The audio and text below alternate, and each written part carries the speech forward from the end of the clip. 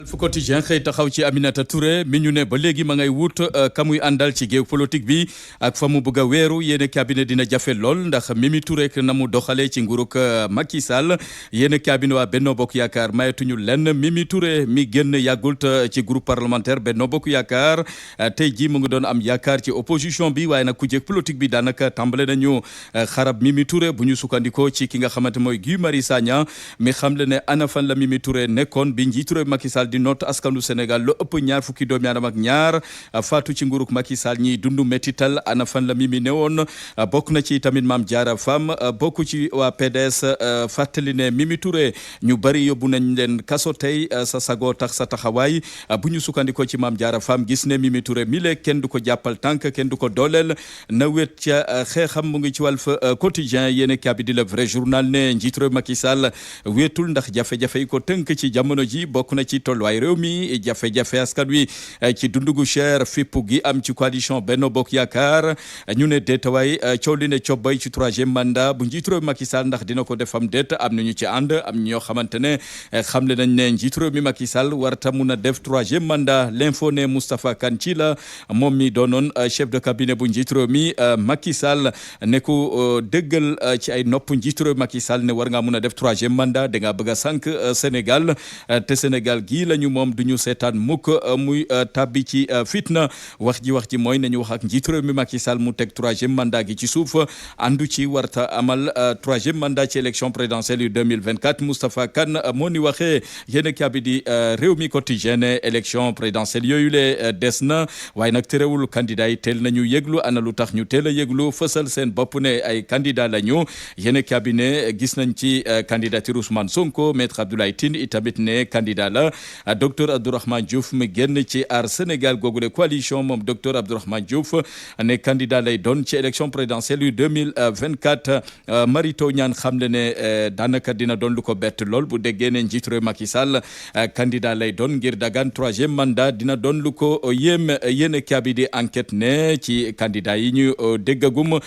turu Karim Wade fesagu ca Karim Wade mile mbirum amnistie bi moo ko tënk yéen kaabi ne ana li tax moom Karim Wade soxlawul amnistie ci waxtu wi la yéen kaabi di enquête moom la bëgg a xam critique ne Karim Wade mu ngi tendeefal ba léegi procès gak nañu waxoon ne dañ ko càmbarewaat révision de son procès daanaka loolee amagul waaye nag Mame Diarra Fam moom xotti na taret li nga xamante ne mooy kayitu amnistie ne soxlawuñu Karim Wade amnistie ndax lañ koy tuumal dara amu ca ba ñu koy setal mu ngi ci yéen kaabi di critique yéen kaabi di turbine li ses mooy Karim Wade faw mu nangu amnistie bu buggee dagaan baatu askan wi bu buggee doon kuy falak di follek di fallu ci mim réew amul benn demande de révision goo xamante ne daanaka jawr gi ñu denk wàllub yoon Ismaïla Madior Fall jot na ko mu ñeel dossier Karim Wade yéen kaabi di Les Échos ne fësoon na lool ci dossier Karim Wade procureur ba woon procureur bu CREI Alioune Ndao wax na ci digganteem ak njiitu réew mi Macky Sall moom procureur bi ne dossier Karim Wade googule bari woon na lool koppar waaye nag bari woon na mbirum xarga fuufa bokk na ci bu mu tàmbalee di gëstu moomeelu njiitu réew mi Macky Sall ci juróom-ñetti milliards yañ ko doon tuddal bokk na ci tamit daj na ci lu métti leneen itamit ci xibaar te procureur Alioune Ndao jot ko fësal jotoon na fee gëstu bi ab enquête gu yaatu ci juróom-ñaari milliards yu fonds taïwanais ak itamit lañ ca jotoon a gis ci itamit naka sudul noonu président bi Macky Sall jotoon na ko xamal ne dossier Abdoulaye Baldé tegaat ko ci suuf waaye nag lu aju ci traque des biens mal acquis lu tax yëf ya mujjeewul daanaka sotti ndax jafe-jafe ya ca amoon ndeketewoo Ismaïla ndeketewoo Sidiki Kaba gannaaw buñ ko falee jor ngi ñu denk wàllub yoon ca la traque yi tàmbale daanaka am dal bokk na ci ne fësal na candidature am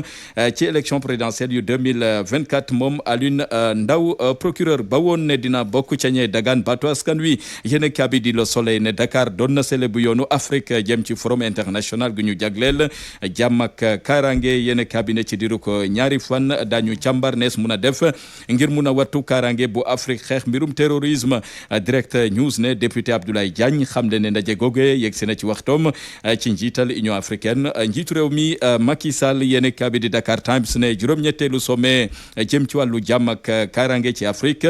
bu ñu defu ndànk dañ ci fàtte ndaw ñeek jigéen ñi ñoom la ñu nar a fàtte ci forum bu Ndakaaru ndax bari na ci ndaw ñoo xamante ne ñu ngi soobu ci wàllu terrorisme la leen cay yóbbee bokk na ci ñàkkum xëy ñàkkum tàggatu ñàkkum financement ak yeneen ak yeneen ci gox ya ñu ne amul courant ndóol gu metti la ñuy dund ñu ngi leen di noot di leen salfañe seen ak yelleef ba ci wàllu démocratie yéen cabinet tey ndaje gindi mel Dakar bu ko daloo faw ñu jox kaddu gi ndaw ñi wala boog jigéen ñi buñ ko deful daal daanaka dara du sotti ca googu lépp ndaje yéen cabinet di las ne ci jigéen ñi sax am na kenn ci ñoom ku ñu faat ci anam yu doy waar yéen cabinet Farmata Ibrahima lii lay wuyoo ab jàngalekat la goo xamante mu ngi doon xaar affectation ndax directrice bu bees la ci benn école yéen cabinet ca laata muy dem ca googule affectation nag lañ ko faat moom jàngalekat ba sànni ko ca àll wa yéen cabinet di las moo ñu ko yeggee libération ne musiba am ca Wokam bokk na ci jot nañ fa teg loxo ñoo xamante ñu ngi doon yëngu ci wàllum drogue wàllum blanchiment d'argent yéen cabinet ab doomu Nigéria fës na ci waaye nag bokk na ci ab sénégalais goo xamante ne Ibrahima Dabo lay wuyoo mujjee nañ ko teg loxo libération ne kawteef am na ca juma bu Karak fii ci Amitié 3 keesu juma ja moo sooke ndajeb assemblée générale gañ fa doon amal ay xeer ak chaise ak kurpeñ ñoo mujjee tas ndaje ma coow la ko waraloon mooy xaalis ba ne woon ca keesu juma ja fan la toll naka lañ ko jëfandikoo yéen kaabi di las ne ba tax na jafe woon na lool nga mun faa dégg nodda xutba ca googule juma bu Karak Amitié 3